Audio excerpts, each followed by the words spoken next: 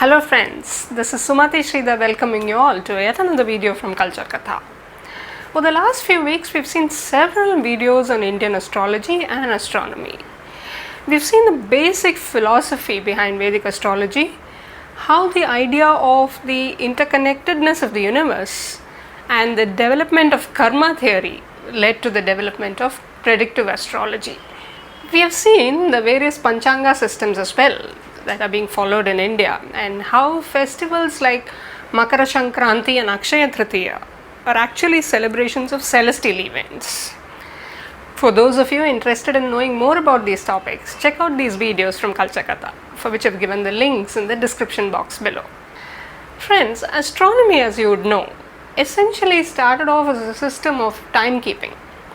Ancient man used the cyclical movements of the large celestial bodies he observed in the skies to develop a system of timekeeping. Through his observations, he evolved the systems of a 7-day week, a 30-day month, a 12-month year, and so on. But how did he arrive at these numbers 7, 12, 30, so on? This video tries to answer two key questions relating to numbers in Indian Jyotisha.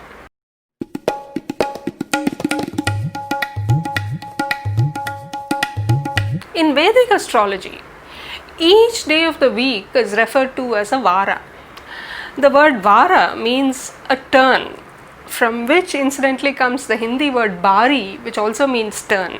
Here the word Vara refers to the turn of a planet to rule a day. So each day or Vara that lasted from one sunrise to another came to be dedicated to each of these 7 special celestial bodies.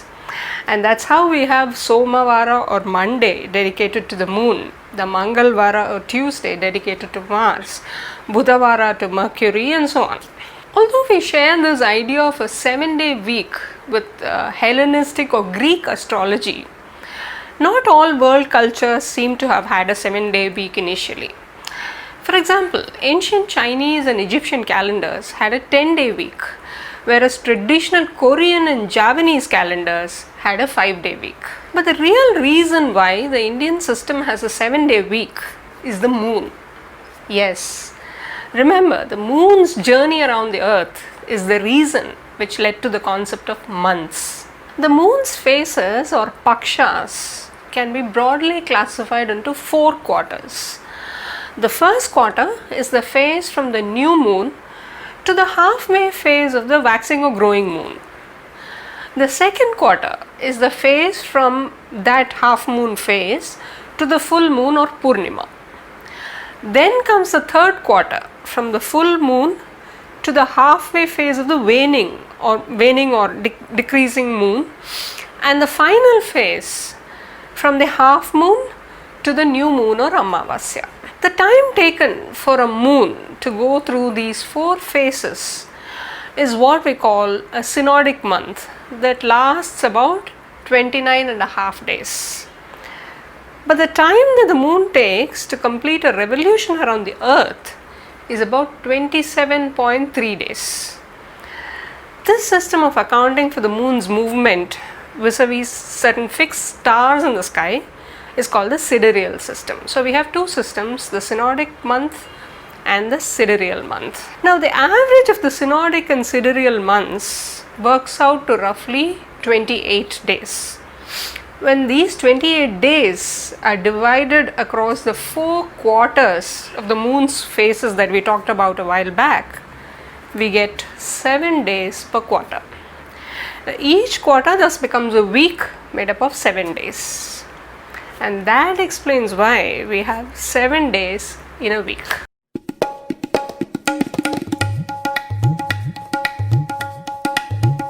Well, the truth is that there were not 27 but 28 nakshatras in the ancient Indian Jyotisha system.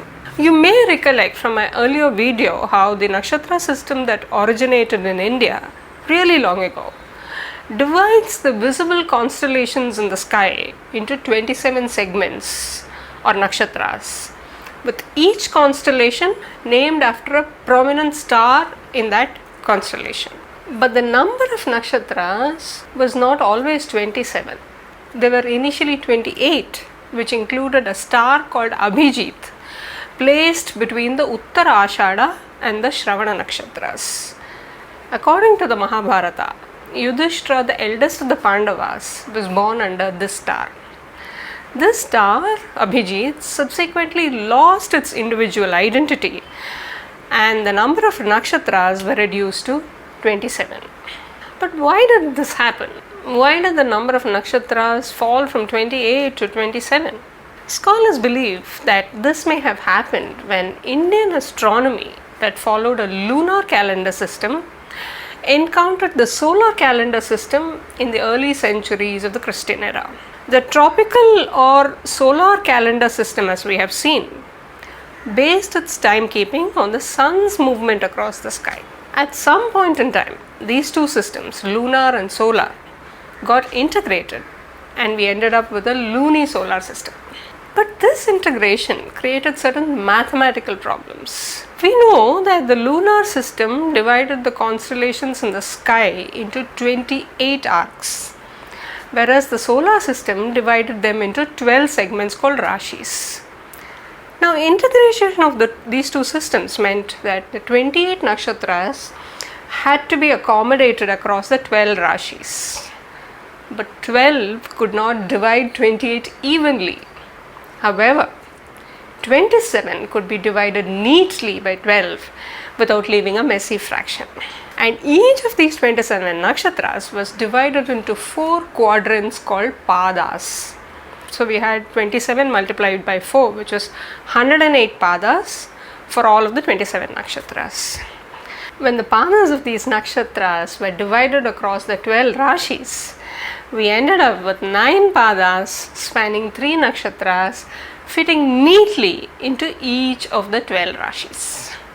For example, the Mesha Rashi has all the 4 padas of Ashwini and Bharani and the first pada of Kritika. The following Rishabha Rashi has the remaining 3/4 of the Kritika nakshatra, all the 4 padas of Rohini and 2 padas of the next nakshatra, Mrigashirsha. This fitment goes on till all the 108 padas of the 27 nakshatras are neatly fitted into the 12 rashis. Moreover, 27 nakshatras also meant that each of the 9 grahas or planets could be assigned 3 nakshatras each, which would not be possible with 28. Similarly, 360 degrees, which is the measure of the sun and the moon's orbit around the earth, can be divided by 27 evenly into 13 degrees and 20 minutes per nakshatra. Whereas dividing 360 by 28 again leaves a messy fraction. So essentially it was to align these lunar and solar calendar systems that the number of nakshatras was reduced from 28 to 27. So friends, we find that understanding astronomy and astrology calls also for a deep understanding of numbers and their nature. Hope you enjoyed watching this video. If you did, please do like and share, and don't forget to subscribe to the channel if you have not done so yet. Till we meet again with another interesting video, it's tata, bye bye, take care.